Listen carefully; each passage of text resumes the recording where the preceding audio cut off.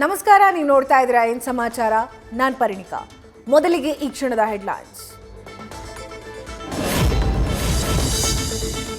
ಮುಗಿಲು ಮುಟ್ಟಿದ ನೇಹಾ ಹೆತ್ತವರ ಆಕ್ರಂದನ. ಜೈಲು ಶಿಕ್ಷೆ ಆಗಬೇಕು ಅಂತ ತಂದೆಯ ಆಗ್ರಹ. ಕಣ್ಣೀರಿಟ್ಟು ಮಗಳನ್ನ ನೆನೆದ ತಾಯಿ.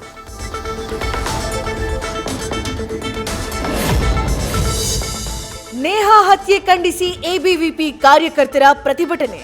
ಲವ್ ಜಿಹಾದ್ ಆಗಿರೋ ಬಗ್ಗೆ ಅನುಮಾನ ವ್ಯಕ್ತಪಡಿಸಿದ ಪ್ರಹ್ಲಾದ್ ಜೋಶಿ, ರಾಜ್ಯದಲ್ಲಿ ಕಾನೂನು ಸುವ್ಯವಸ್ಥೆ ಹದಗೆಟ್ಟಿದೆ ಅಂತ ಕಿಡಿ.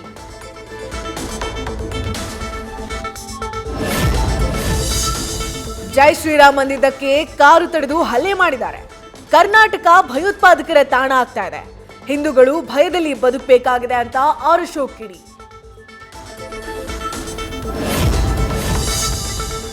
ಎರಡು 2024ರ ಲೋಕ ಕದನದ ಮೊದಲ ಅಧ್ಯಾಯ ಶುರು. 102 ಕ್ಷೇತ್ರಗಳಿಗಿಂದು ಮೊದಲ ಹಂತದ ಮತದಾನ. ಕೆ ಅಣ್ಣಮಲೈ, ಕನಿಮೋಳಿ ಸೇರಿದಂತೆ ಘಟಾನುಘಟಿಗಳ ಹಣೆಬರಹ ಬರೆಯೋಕೆ ಸಜ್ಜಾದ ಮತದಾರ.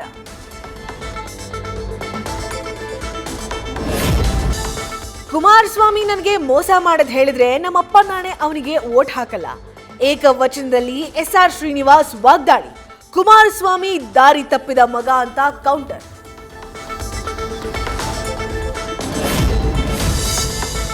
ಹಾಸನದಲ್ಲಿ ಪ್ರೀತಂ ಗೌಡ ಭರ್ಜರಿ ರೋಡ್ ಶೋ. ಮೋದಿಯನ್ನ ಮತ್ತೊಮ್ಮೆ ಪ್ರಧಾನಿ ಮಾಡಿ ಅಂತ ಕರೆ. ಅಪ್ಪಿತಪ್ಪಿಯೂ ಪ್ರಜ್ವಲ್ ರೇವಣ್ಣ ಹೆಸರನ್ನ ಬಾಯ್ ಬಿಡದ ಪ್ರೀತಂ ಗೌಡ.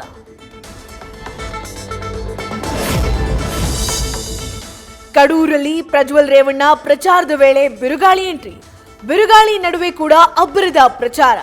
ನರೇಂದ್ರ ಮೋದಿ ಇದೇ ರೀತಿ ಬಿರುಗಾಳಿ ಎಬ್ಬಿಸ್ತಾರೆ ಅಂತ ಶುಭ ಸೂಚನೆ ಅಂತ ವಿಶ್ವಾಸ. ಇಂದು ಮಾಲಿಕಯ್ಯ ಗುತ್ತೇದಾರ್ ಗರ್ವಾಪ್ಸಿ. ಬೆಂಗಳೂರಿನ ಕೆಪಿಸಿಸಿ ಕಚೇರಿಯಲ್ಲಿ ಕಾಂಗ್ರೆಸ್ ಸೇರ್ಪಡೆ. ಸಿಎಂ ಸಿದ್ದರಾಮಯ್ಯ, ಡಿಸಿಎಂ ಡಿಕೆಶಿ ನೇತೃತ್ವದಲ್ಲಿ ಹಸ್ತಲಾಘವ. ಕಾಂಗ್ರೆಸ್ನದ್ದು ಸುಳ್ಳು ಗ್ಯಾರಂಟಿ. 20% ಕೂಡ ಹಳ್ಳಿಗಳಲ್ಲಿ ಗ್ಯಾರಂಟಿ ಮುಟ್ಟೇ ಇಲ್ಲ. ಶಾಸಕ ಜನಾರ್ದನ್ ರೆಡ್ಡಿ ವಾಗ್ದಾಳಿ. ಸುಳ್ಳು ಪೊಳ್ಳು ಗ್ಯಾರಂಟಿಗಳು ಕೆಲಸಕ್ಕೆ ಬರಲ್ಲ ಅಂತಲೂ ಕಿಡಿ.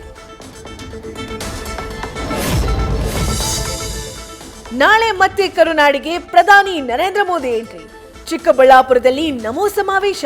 ಬಿಜೆಪಿ ಅಭ್ಯರ್ಥಿ ಡಾಕ್ಟರ್ ಕೆ ಸುಧಾಕರ್ ಪರ ಮೋದಿ ಪ್ರಚಾರ. ಸೈಡ್ ಕೊಟ್ಟಿಲ್ಲ ಅಂತ ಖಾಸಗಿ ಬಸ್ಗೆ ರಿಕ್ಷಾ ಅಡ್ಡ ಇಟ್ಟು ಆಕ್ರೋಶ. ಆಟೋ ಚಾಲಕನ ದುರ್ವರ್ತನೆ ವಿಡಿಯೋ ವೈರಲ್. ಬ್ರಹ್ಮಾವರ ಉಡುಪಿ ನಡುವಿನ ಸಂತೆಕಟ್ಟೆ ಎಂಬಲ್ಲಿ ಘಟನೆ.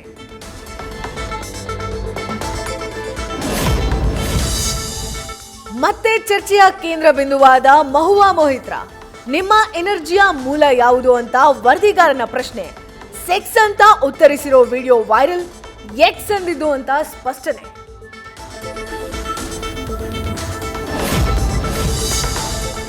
ರಾಮನವಮಿ ಮಸೀದಿಯತ್ತ ಗುರಿ ಮಾಡಿ ಮಾಧವಿ ಲತಾರಿಂದ ಬಾಣದ ಸನ್ನೆ. ಸೋಷಿಯಲ್ ಮೀಡಿಯಾದಲ್ಲಿ ವಿಡಿಯೋ ವೈರಲ್ ಬೆನ್ನಲ್ಲೇ ಚರ್ಚೆಗೆ ಗ್ರಾಸ. ಶಾಂತಿ ಕದಡೋಕೆ ಬಿಜೆಪಿ ಯತ್ನ ಅಂತ ಓವೈಸಿ ವಾಗ್ದಾಳಿ. ಜೈಲಿನಲ್ಲೇ ದೆಹಲಿ ಸಿಎಂ ಹತ್ಯೆಗೆ ನಡೆದಿತ್ತ ಸಂಚು. ಬಿಜೆಪಿ ವಿರುದ್ಧ ಆಪ್ ನಾಯಕಿ ಅತಿಶಿ ಆರೋಪ. ಜೈಲಿನಲ್ಲಿ ಕೇಜ್ರಿವಾಲ್ಗೆ ಸರಿಯಾಗಿ ಇನ್ಸುಲಿನ್ಸ್ ಕೊಡ್ತಾ ಇಲ್ಲ ಅಂತ ಕೂಡ ಆರೋಪ.